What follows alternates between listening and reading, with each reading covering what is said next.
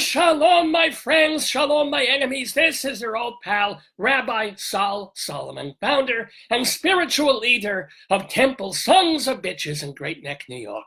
And oh, you know how I love the theater. And oh, you know how I love talking about theater and theater history and the greats on stage. Well, oh my gosh, we have someone who is not only pretty great himself, but has been on stage with some of the absolute greatest theater luminaries. I'm talking Carol Channing, I'm talking Lauren Bacall, Gwen Burton, Tammy Grimes. This man, this is the weirdest thing, he has never been in a Broadway flop. Not one. It's true. He made his Broadway debut in 1966, and thank God he is still with us. As a matter of fact, he is appearing at Off-Broadway's York Theater Company in their Musicals and Mufti series, doing the decline and fall of the entire world as seen through the eyes of Cole Porter. It's starting on the 12th of October, running through October 20th, but running with us right now on the telephone is the wonderful LEE ROY REAMS. Shalom, Leroy. Shalom, Sol. Nice to be speaking with you. Oh, so nice to be speaking. I'm not Jewish, and neither was Cole Porter, but you're Jewish for all of us. I have enough Jew in me to cover most of the Eastern Seaboard. I certainly hope so. Now, by the way, I'm just asking, but you're married, right? Officially married? Yes, I am. Is your husband of the faith? No, he's not. God damn it. Oh, well. How did you meet your hubby, by the way? Most of the people that I work with are. Well, I'm in show business. That's true. It's especially New York show business. But by the way, how did you meet your hubby? How did you get to... It's a long, boring story, but the thing that's interesting is working with Mel Brooks. I was the last replacement in the producers. I did the two national tours and closed it on Broadway. And Mel always said if it weren't for the Jews and the gays, there would be no theater. So, it's true. It's true. It's funny. We were talking with someone. It might have been, forgive me, I think it was Lucy Arnaz, but she had said that the funniest person that she ever met as a person was Mel Brooks. Is this true? He's very funny. Oh, do you have any other Mel Brooksy stories about him? No, nothing. But I first met him through his wife, Anne Bancroft. I was a dancer on her show that she did on television that she won an Emmy for. And she was just a wonder. She was the only woman, and the rest of the people on the show were all men, of course. And she was just a delight and a wonderful, divine human being, and we all fell madly in love with her. And when I was appearing in Applause, one night there was a knock on my door after the show, and I opened up the door, and my guy there stood Anne Bancroft with Mel Brooks. And she said, "My little Leroy, I didn't even know you were in the show till I saw the program." And so we were hugging and kissing, and that was my introduction to Mel Brooks, and we remained sort of friendly along the way. And then just before the producers opened, I think it was like the last preview before the opening, as fate would have it, after the show, I went to the Joe Allen, so who sat next to me but Mel and Ann and Tom Meehan and his lovely wife Carolyn. And so we started talking, of course, about the show. And I said, I know it's bad luck, but in this case, it's not bad luck. I think you're going to win almost every Tony Award. The show was that good. And of course it did, man. Slam said, "What role do you want to play, honey?" And so I did the national tour. So there we have it. That's my personal Mel Brooks story. Well, that's a lovely happy. See, people always want the dirt. They want the nasty stories about famous people. I'll take dirt, but I also want to hear happy, funny, especially funny, nice anecdotes about people. They were wonderful people, and Mel is still with us. Thank God. And very supportive. And they always came back after my performances and made me feel like family.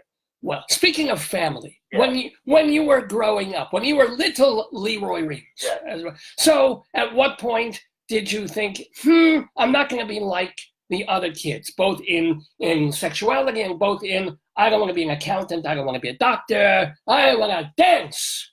I'm lucky in the fact that I never had a decision to make. I have always sang and danced, and I was born doing it. So whenever there was music, I would get up in the middle of the floor and sing and dance and make all the kids sit down while I would get on the side porch and put on shows. And my mother read the paper that the local dance school gave you a free pair of tap shoes and a promise you would be in the recital. And it was a school with a sign outside said, tap toe, ballet, acrobatic, baton, ballroom, voice, personality, and culture. And that's the first school I went to. And you have them all, by the way. Every single one of those things on that list. But then I was lucky that right across the river from Covington, Kentucky, straddling the Ohio River, is Cincinnati, Ohio.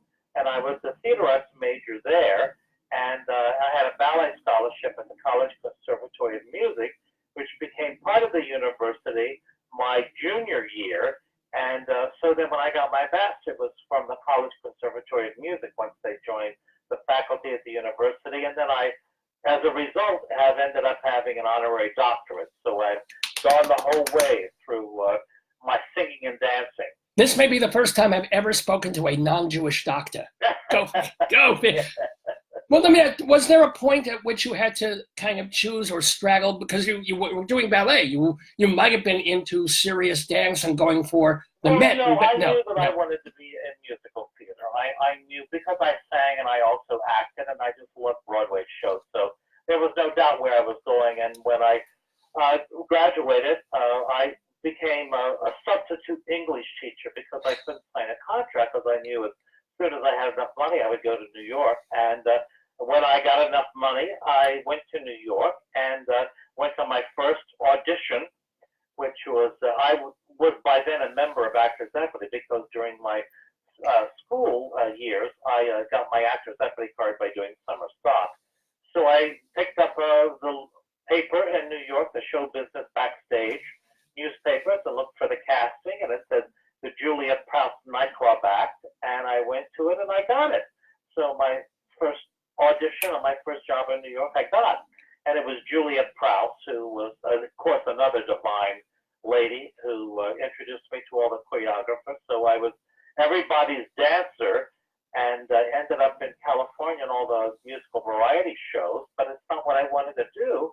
And so then I returned to New York and danced on the Ed Sullivan Show to make money with Peter Gennaro, and I got an audition for Oklahoma for Richard Rodgers, and personally with Richard Rodgers, and he selected me, and I played Will Parker in his Lincoln Center revival of Oklahoma back in 1969. All right, stop right there. Stop, Leroy Reams. Stop, because you're talking about Richard Rodgers. Yes. Like after Stephen Sondheim, pretty much Rodgers and Hammerstein are the glorious lights of the American musical theater. And you not only auditioned for him, but because you got the role in Oklahoma, please tell me you have a Richard Rodgers story or two. Yeah, well, my Richard Rodgers story was at the audition. When I arrived, and I was told not to sing a Richard Rodgers song because he was very concise about how he liked his songs being sung. And they said, so don't sing a Richard Rodgers song. So I decided to sing Leonard Bernstein's Lonely Town because I thought I would impress him with the fact that I was a singer. Besides being a dancer, and I only got about a couple of lyrics, and they'd scream. They said, I don't want to hear that song. You're auditioning for a comedy character. Don't you have a comedy song? And I didn't. And I said, no, I'm sorry, Mr. Rodgers, but I can sing Kansas City. I know. He said, well, why would you sing it? You're singing the show. I said, I'd love to sing it for you. And I sang the song. And then he said, young man, can you dance? I said, yes, sir. He said, show me. And so I had a dance routine that I did. And then he said, young man, is there anything you can't do? I said, no, sir, there isn't. And I got the job. Wow. Wow. And I didn't read the script. He didn't have me read the scenes. He just, from my singing and my dancing, I got the job. And Agnes DeVille was still alive then, and she didn't choreograph her disciple Who was the show, and that was Jimsy DeLapp. But Agnes supervised, and so it was lovely having that original person there. But my Aunt Ella was Margaret Hamilton, who was the Wicked Witch of the West, and that was a big delight for me because she became a dear friend, and it was just a wonderful, wonderful experience. Now I do, because we're going to have a lot of gay people listening and watching, and you are, so please, did she tell you any Judy Garland stories? About who? Did Margaret Hamilton tell you? She was just a wonderful, lovely lovely lady, and she would invite me down to her apartment on Gramercy Park, and she would make what she called toasted cheese sandwiches, but I call them grilled cheese. Yeah, right. Yeah. So I would go down and have tea and have sandwiches with her in her lovely apartment, and it was such a joy to have had that experience. And she was so kind about her image as being the Wicked Witch. And of course, I have so many nieces and nephews, and so I asked her if she would sign, and she had black and white stills from the Wizard of Oz with her, of course, in the picture. And she signed all of those photographs for my nieces and nephews. Oh, that is, yay! Lady. What a wonderful, oh my gosh. But I did ask, do you remember if she told you any Judy Garland story? No, No, she didn't. She, said she was a delightful person, and they had a good time doing the movie. And of course, she has a misfortune that she was burned during one of the takes with the explosion. And so that was the only bad thing she had to say about it. Other than that, it was all very positive, and she was very proud of that. And I thought it spoke volumes, because so many actors don't like being remembered for one thing or another, But she did. She embraced it, as she did all the people that she worked with. She was an absolutely charming, delightful, old school type actor. Oh my God! I mean, she is remembered for two things, because she was on the Paul Lynde Halloween special with Kiss, so that's also something to remember her for. Yes. You do know what I'm talking about. Someone else knows what the hell I'm talking about when I mention that. Oh my God! All right, so you're in Oklahoma, and were there ever, since you made the Broadway and New York leap, did you ever have fallow times, or were you lucky enough to go from show to show? And with you, it was hit show to hit show. It was amazing. I've been lucky. Yeah. Lucky, but I tell you, Sol, that my philosophy is, if you study and you know what you're doing, people will, and you're easy to work with, people will work with you again. And I think that's the secret, to just enjoy the experience. We have no control over that thing called luck, but we do have control over what we can do. And you learn to sing, and you learn to dance, and you learn to act, and you're able to show it to the people who are going to hire you. And if you enjoy the work and the people you work with, you're going to have a successful life. And luck and that fame and all that stuff is something you can't predict, but you can with the way that you handle yourself. And I've been lucky that way, and I've also been lucky to work with so many of the greats that I used to lay in the living room when I had my cast albums, listening to them sing, and all the people who put the shows together. And then one day to be working with them was a dream come true. And I haven't really had bad experiences that way.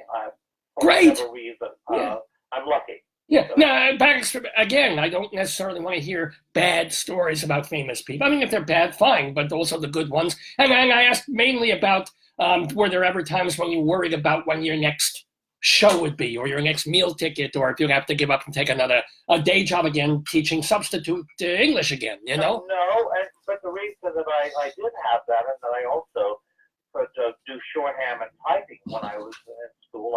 When I was in high school, I studied that only because I would have something to do in case I couldn't get work, but thank God I never had to use it. And I just went from, show in person and networking with the people you work with. I mean, Juliet was my first contact, and that was back in 1969. And the salary on Broadway was $125. And Juliet Prowse paid me $350 to dance with her, and $400 a week when we were in Las Vegas. So I just lucked into it. And then, of course, through Juliet, I met so many choreographers that I danced for. And but then I wanted to sing and act, and then I had to come back to New York to find that. And Richard Rodgers selected me, and then applause. Oklahoma led to applause.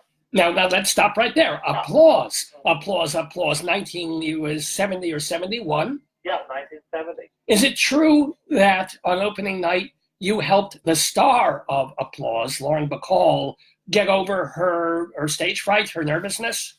No, what happened during rehearsal, I was a replacement. I wasn't originally cast in the show. And the guy that they did cast, they let go. And they brought me in a week or really about a week or a week and a half before the show was to leave to go on, to go out of town to try out. And so I had a lot of catching up to do. And at the first rehearsal, they threw the script at me, and Ron Field, the director choreographer, said, now you walk into this scene at the dressing room, and then you go and you stand by the closet, and then at the end of the scene, you have your first line. And I said, oh, that's fine. And I said, but when I walk in, since I'm playing a hairdresser, I'll have a fall and a brush, so at least I don't know what I'm doing. And I said, Miss Bacall, I will just, prep your hair, but I promise I won't. She said, my friends call me Betty. And I said, Betty, and she said, that's better. So I went over and I stood by the closet. The scene went on, and they kept working on the scene. And finally, I raised my hand and I said, wait a minute. When does this character get out of the closet? Well, she laughed. And from that moment, we were together. I cannot explain it to you. We must have known each other in a former life. We became, offstage, the characters that we were on, with that kind of relationship. And it was wonderful, and I cherish it. And that was my story with Lauren Bacall and Applause. So maybe it was another actress, but I recall also reading there was one where you would talk to them. What happened when we did our first Gypsy run-through in the theater, and in those days, yes, we did work in theaters, and she was shaking, and no one would go near her because she was so nervous, because at that first thing that we were going to do, there was David Merrick and Hal Prince and every big shot in New York were there to watch the Gypsy run-through, as they called them. And her hands were shaking. She was so nervous. So I went up and I grabbed her hands, and I said, Betty, why are you so nervous? It only depends on you. And she laughed. And that was it. And so from that moment on, that was our little ritual. So I would go up and stand with her in the wings and hold her hands. And mine would be the hand she would hold onto at the last bit because she made her entrance as Margot Channing. It was a ritual we did the entire time we did the show. Oh, my God. See, I love these stories. We're talking with LEE ROY REAMS, who, by the way, will be singing the songs of Cole Porter, along with some other cast members, at the York Theater. The York Theater. The name of the show is The Decline and Fall of the Entire World, as seen through the eyes of Cole Porter. It was a review conceived by Deng Bagley. How long ago? When did he come up with this? Well, the thing was that he did the songs of Cole Porter between, I think, 1911 and 1945, when indeed the world was going through wars and all of that. But through the eyes of Cole Porter, everything was rosy colored. So the songs depict that his philosophies of during that time when the world was in a fall and decline. But through his eyes, it was rosy colored. So, very sophisticated, funny songs and things like that. Are there things that you keep in mind when singing a Cole Porter song as opposed to a Rodgers and Hammerstein song or a Lee Adams Charles Strauss song or even probably Jerry Herman is in the wheelhouse? Classic, sophisticated song. Yeah. And then the Noel Coward type vein. And so you just put yourself into that kind of flair. And he was a very wealthy man who, hung around with the elite of his society. So the songs reflect that, and also Cole Porter was such a brilliant lyricist, and it's just divine to have that material to do. And in the original conception, one of the original cast members was Kay Ballard, who was a very, very dear friend of mine. And so I think of Kay, and I think of Cole Porter, and it's a swelling and elegant party. What are some of the songs that people can go see you sing when they come to the York Theater to see Decline and Fall, ... from October 12th through the 20th? Well, a lot of the songs they won't know. They're from, some of his rarer, songs that weren't necessarily the most popular ones. Like I sing a song called I'm Just a Gigolo. Well, we know that, yeah. We sing a song about farming, about how it was the rage of the day where all of these people were going to be on a farm, and it's very clever lyrics. And it's that kind of show. So you're not going to be hearing the great hits of Cole Porter. You're going to be hearing some of the lesser known, but that's why they're going to be so interesting, because you're Right. And it's from a style when they used to do, Ben Bagley did his, reviews off Broadway. So it has a lot of nostalgia attached to it. And also, the show runs between October 11th and October 20th. Oh, 11th, I'm sorry. And the theater is there at 54th and Lexington Avenue. Right. So it's you have to go to, it's in a church. It's downstairs in the York Theater has its place in the St. Peter's Church on Lexington and 54th Street. Easy to get to on like the 6 train, and then walking also if you right like. down the Lexington Avenue line. Yeah. Can't miss it. So it's great. Now, we're talking with LEE ROY REAMS. We haven't even hit some of your golden moments or golden memories on Broadway and even away from Broadway. You are very connected with a little musical that people like to call Hello, Dolly. Yes. And of course, actually, I met Carol first during Lorelei, which was my next show after Applause. And we did Lorelei. We were on tour for a year, and we opened on Broadway. And then a couple years later, I got a telephone call, and I picked up the call. She said, "Hello, Leroy, it's Carol Channing," as if I didn't know. She said, "I'm going to do a revival of Hello, Jolly Darling, and I want you to play Cornelius Hackle, but Lucia Victor, the director, and Jerry Herman don't know you, darling, but it doesn't matter. You've got the part." oh my God! Now, that Carol, was the first revival of Hello, Dolly, and then fortunately, I directed her in her last revival of Hello, Dolly, and in between, I directed a lot of wonderful ladies as Dolly Levi, including among the many Madeline Kahn, Leslie Uggams, Michelle Lee, Joanne Worley, wow! and a wonderful French star, Nicole Croisy in Paris.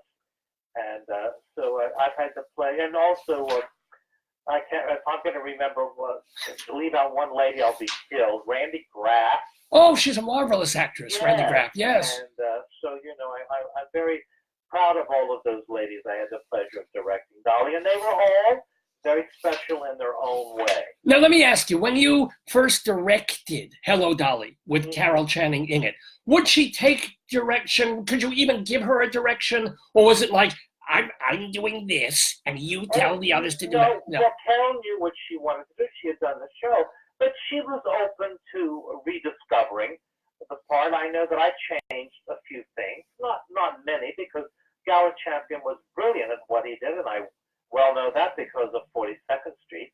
And I didn't change the intent.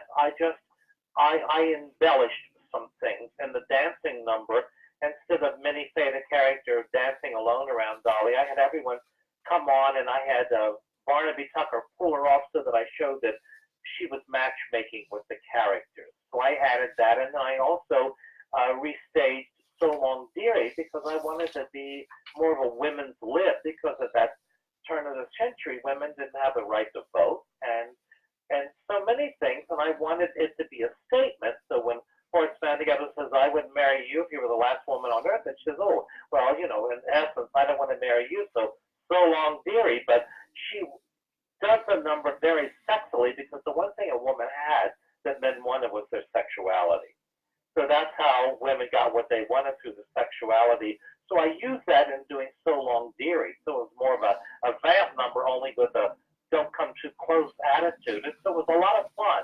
And actually, when Carol did that last revival, she did more choreography than she did originally because of me restaging that number. Oh, man. And by the way, it was great fun to do that. And so we brushed the old girl off and gave her a new outlook. And it was wonderful to discover that with Carol. did you see the Midler revival from Yes, season? of course. And what did you think of it? Oh, I thought she was wonderful. I mean, she made the show a hit. I mean, Bette is a stage actress. She knows how to work an audience, and she gave Dolly her personality.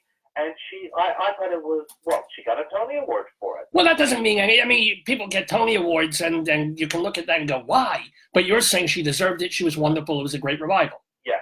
Cool. I think she was. And also Bernadette Peters was terrific playing the part, too. Did I read somewhere that at one point you even played Dolly? Was that wrong? Did you at some point take on that role? Yes, I did. I played it in at the Wick Theater in Boca Raton, down in Florida, because the producer there, Marilyn Wick, I had done La Cage aux Folles there, and she said, "I've got to have you back next year. So what do you want to do?" I said, "I'd like to do Hello, Dolly." She said, "No, I don't want you to direct. I want you to be in it." I said, "No, I'll be in it. I'll play Dolly." And that's how we did it. And of course, we had to get permission from Jerry Herman, which was not a problem. And the Michael Stewart estate, his sister, Francine Pascal, gave me permission, and that's how we got the rights to do it. So I was the first male equity actor to play the role in a legitimate production in the United States. Wow. So did you learn anything after spending so many years either appearing in or directing Dolly? Did you learn anything new, specific, playing? Yes, it was new because I based that characterization. I mean, listen, I knew the show very well because of doing it and directing it. But the thing was, I based it on my mother, who was Irish. Her maiden name was Moore. And my mother's personality was very much a Dolly Gallagher Levi personality. And so I referred to a lot of my mother's mannerisms. And so that's how I made it my own. And I didn't do it in a campy way at all. I can't do that, as a matter of fact. I just played her as a real person. And Louis Sadlin, who was absolutely brilliant, who played Horace Van de Gelder, said that when I came out on stage, it was never Leroy, it was Dolly Levi. He said, "You just were the character to me." So we played it straight, and I had a wonderful cast of very close friends. Susan Powell played Mrs. Malloy, she was Miss America 1981, and James Clow, a wonderful actor, played Cornelius Hackle. So I had a great cast. Now, we had a lot of fun doing it, but we did the show. Yeah, no, it was originally conceived by Gower Champion with all of the original staging of Gower's. Now, can I ask you, as someone who, and you have tons of friends in the industry, but I think you would count Jerry Herman as kind of a friend too, after all these years, yes? Oh, a very close friend, a huge part of my life and my working life too, because during Hello Dolly, we became very close, and Jerry said, when I said, well, I write for women, I said, that's not true, Jerry. I said, I can sing any of your songs, and the men sing all of your songs. And then I started working with him, and we did like a little concert act together, and actually we brought it to Broadway, and it was called An Evening with Jerry Herman, with Florence Lacey and myself, and Jared Egan, who played the bass. It was just the four of us, and we did it at the Fosse Theater, and it was terrific. And Jerry played the piano himself and told his story. And so, you know, and La Cage aux Folles was a big part of my life. I was to have been the last replacement on Broadway, and I left 42nd Street, as a matter of fact, to do it. And then a week after I went to rehearsal, they posted the closing notice because they were having to change theaters because they were building the building there above the palace, and they were going to move us to the Mark Hellinger, and then the AIDS epidemic hit, and they just decided to close the show. And so there I was with a pair of high heels and a feather boa on Times Square going, "Hey, sailor." But, it was, you know, it was what it was. And of course now, fortunately or unfortunately, depending on how you look at it, that theater is now at least it's a church. Yeah. So they have something going on in it, but it's not the theater. And it's a wonderful theater, the Mark Hellinger. I wish we could have taken it. Yeah, the producers would love to have that theater back now. Mm-hmm. I mean, things are backed up like at LaGuardia Airport. They can't get shows in because everything's booked. Right. But the nice thing about La Cage, although, you know, as Jerry always said, you close one door and a window opens, or, you know, you close the window and the door opens. But they did a production of it at the Paper Mill Theater after the show closed. And so I did it at the Paper Mill Theater. And we literally sold out the entire performance of Broke Records. And then I did a tour, a 10-week tour of it. And then I played La Cage all over the place. I did so many productions. It was part of my repertoire. And so I had the pleasure of doing that wonderful show. And during times when it wasn't as acceptable, but it was once that people saw the the best review I ever got was a letter from a lady who wrote and said, "Dear Mr. Reams, my husband and I disowned our son when he told us he was homosexual, and we saw your show last night and we called our son. Thank you." Wow. And that was the best review I ever got. And so, Wow. the theater has a big effect on people, and that show did a lot for opening the eyes to people. And of course, my first character on Broadway was, Dwayne Fosse, who was a hairdresser, an openly gay hairdresser, and I'm credited now as being the first character in a musical that was, Really out there on Broadway. Wow. So that's my claim to fame now. Well, no, that's a very important thing. I did want to ask you one more question, since we've been friends with Jerry Herman for decades now. Yeah. Did he ever confide in you why after La Cage, except for like Mrs. Santa Claus or maybe a Vegas thing he was doing, he never, he was young enough. He was maybe in his 50s and 60s, and he never wrote another show. He's still alive now. Yes. Why? What was he stage fright? Had he accomplished everything he wanted? No, it wasn't that at all. He was lucky that he had some gigantic hits, so he didn't need the money. Right. And he just wasn't that inspired to write a project, because he said with the project that he did, whenever he had that feeling about a show initially, it was always a hit, and when he had to be talked into doing it, it never became the hit. Although Mac and Mabel is his favorite score. Right. But he had to be talked into doing it. Yeah. And he didn't have that feeling for Dolly or for Maine or for La Cage aux Folles. And the Grand Tour, again, with Michael Stewart, he was talked into doing that. And although it has a wonderful score, it was never a big hit. Yeah, but you would figure in 40 years he would have found some material, something that lit up the light bulb and said, "Oh, that's a Jerry Herman." He didn't. Wow. And then I think also Jerry got to the point where, the critics were not always kind, which in retrospect you say I don't understand it, but they weren't always. Jerry finally got to the point where, he said, "I work so hard to do what I do, and then I have a critic from the New York Times tell me that it's not any good." And he said, "I don't know whether I want to go through all of that again." So I think he just relied on what he had done and continued, to fashion those musicals and take care of them. And he didn't write another show. Do you? He told me once, he said, "I want to write you a Broadway show.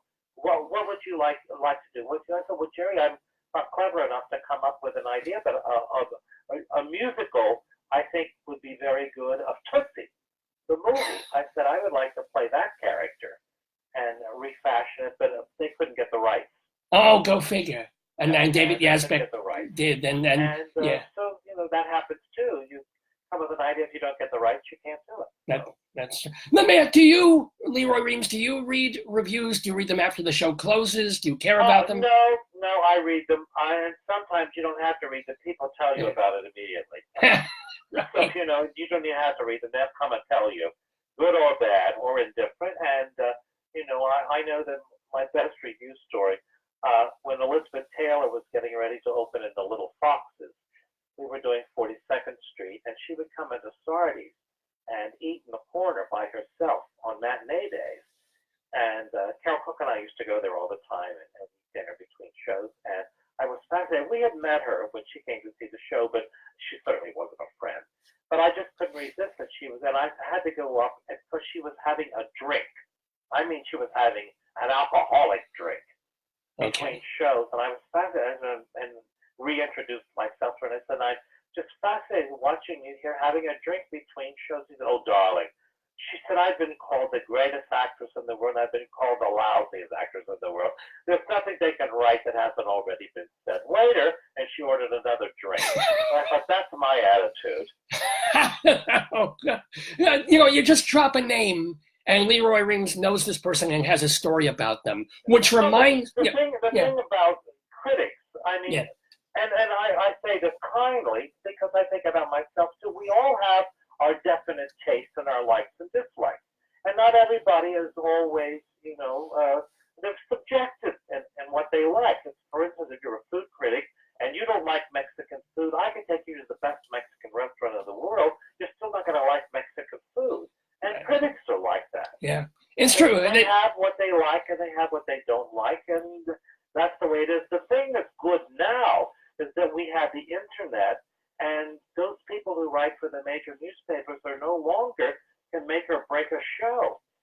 The audience becomes the critic, and they put it on Facebook and they talk about it. And so I think that it's better for the shows now that we have that everybody's a critic now. Yeah. So that's the way it should be. It's a wider voice. I mean, some of the major critics still count, but it isn't like, except maybe the New York Times. It's not make or break a show. Mm-hmm. There's other factors involved. Yeah. I don't think the New York Times makes or breaks a show anymore. I really don't. I know that Honeymoon in Vegas got a lovely review in the Times. Yeah. The show didn't run. For whatever reason, I enjoyed it, but the show didn't run. And so it's, and also, Tootsie was the show that I enjoyed most of the season, and it's not doing capacity business. So, I mean, how do you explain any of that? It's in the final analysis, it's the audience and the word of mouth, and the show continues on. I know when I saw Phantom of the Opera, I knew that show was going to become a classic because it was just had too many good things in it. The score was good, the story worked, it was a magnificent production, and the same thing with The Lion King. I thought The Lion King was the most creative show I've ever seen in Broadway history.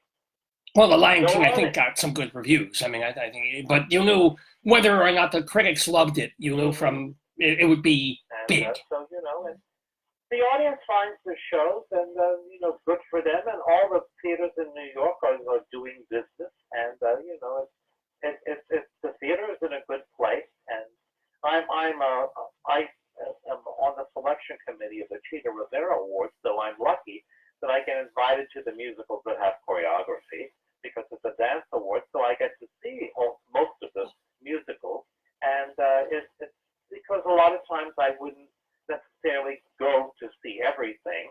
In the old days, we used to do that when the prices were cheaper, but I get to see a lot of stuff, and I love that. I love that I get to see everything, and then I have an opinion about it. Yeah. And, I must say the thing now with the talent that's on Broadway, the ensemble people are incredible. They sing, they dance, they act, they are of all shapes and sizes, they're all different colors, and my God, they do the work so well.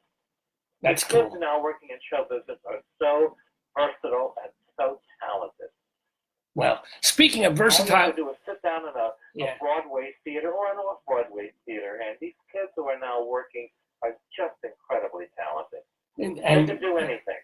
Well, as someone who was doing anything and everything, my gosh, 50 years ago now, we've been talking with LEE ROY REAMS. Just have another minute with you because also we're getting some static on your telephone there. Oh, modern technology. But before we let you go, first of all, we want to remind everybody that you are in the decline and fall of the entire world as seen through the eyes of Cole Porter, that is playing at the York Theater Company over in the church on Lexington on 54th Street. Go find out more about it.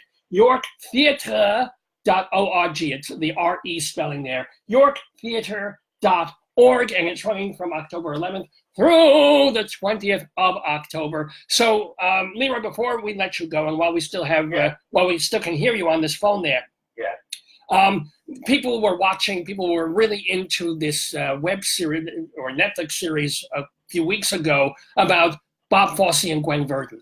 Well, you were in the original Sweet Charity. Please tell us that you have some story, something about working with Bob, watching Gwen, and vice versa.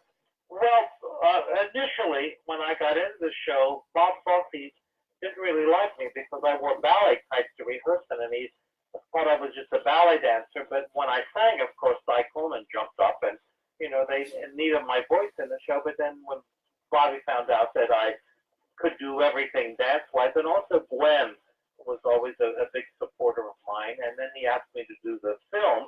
But when we got out of town and he saw me on stage, I became, I'm bragging, but why not? I became one of his favorites, and I did the film, and then I was asked to dance with Gwen on a couple of television specials, and it was a highlight of my life. And if I have any legacy at all, in awards that come and go and that kind of thing, but it's the people you work with and being accepted by those people, and some of them really geniuses. That's been the thing that I love most about my career. And also, I didn't get to talk a lot about 42nd Street in Gower. Oh, of course, please. Gower was a huge influence in my life, and that show was a huge influence. I did it for almost 8 years on Broadway, and of course, earlier, as I said, I only left it to do Bacall Fall, and it was an iconic, old-fashioned musical, which is what I am, and it's what Gower Champion was, and I'm so proud to be a part of that. And before we again, I'm sorry, I apologize to everybody about the static that we're getting, but I do have to ask, you were there on that famous, I assume, there on that famous opening night on 42nd Street. Well, we did not know. We knew that Gower was in the hospital. We, of course, did not know that he had passed. And we were called that day because we were supposed to have opened the first week of August. And we didn't because David Merrick, our producer, didn't feel the show was ready. And it was, but he wasn't happy. And we literally did this show with full orchestra, full concert sets with only David Merrick sitting in the audience. And finally, toward the end of the month, he had an invited audience. It was only like a third of the house. And Gower was there that night, which we didn't know until afterward. And so at least Gower got to see it with a New York audience, at least part of a New York audience. And after the show, he was in Wanda's dressing room, and I came by. We were so surprised he was there. And, I said, well, Gower, you heard the reaction tonight. You've got a hit. And Wanda said, it's all because of you guys. I said, no, it's all because of us. And he pulled the two of us into him very closely. And I literally cried. That's the last time I saw him. So then the opening day, we get a call from the office that we had to come to rehearsal. And it's opening day, and we've got limousines and people. And it was David Merrick, so we all went to the theater. We didn't rehearse. We literally were locked into the theater, and we did the show. And afterward, of course, there was, 15 curtain calls, and down the aisle came the photographer snapping, and it was like, a movie. And David came out on stage, and I thought David was going to say, I want to take this opportunity to thank Gower Champion for this production, although he couldn't be here tonight. But instead, he held up his hands and said, this is tragic, which got a laugh, right, because what was tragic about all the curtain calls. And then the Gower Champion died this afternoon. And turned up stage and grabbed Wanda and Jerry Orb. I thank God had the presence of mind to say, bring in the curtain.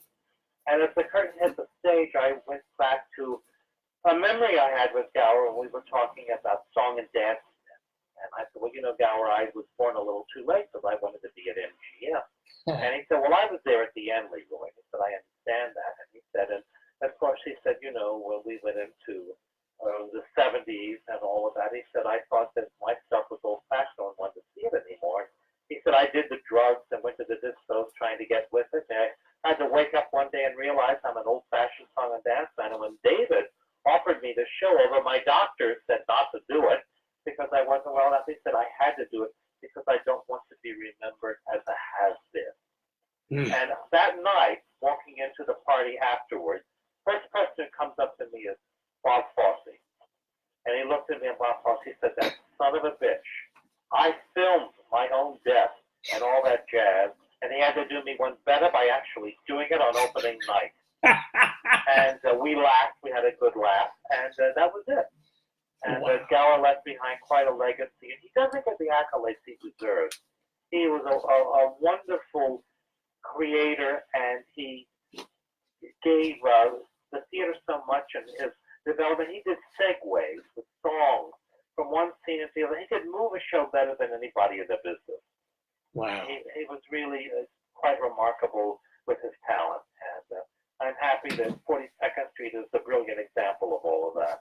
Well, speaking of remarkable talent, we've been speaking with a remarkable talent. My last question for the delightful, I wish we could talk for 2 more hours, honestly, with Lee Roy Reams. My pleasure, Saul. And, I hope everyone will come down and enjoy the decline and fall of the entire world is seen through the eyes of Cole Porter at the York Theater, October 11th through the 20th, and have a good time. Oh, and we've had a wonderful time. Thank you, Lee Roy Reams, and shalom to you. And shalom to you, Saul. It's been a pleasure. Bye-bye. Bye-bye. And shalom to you.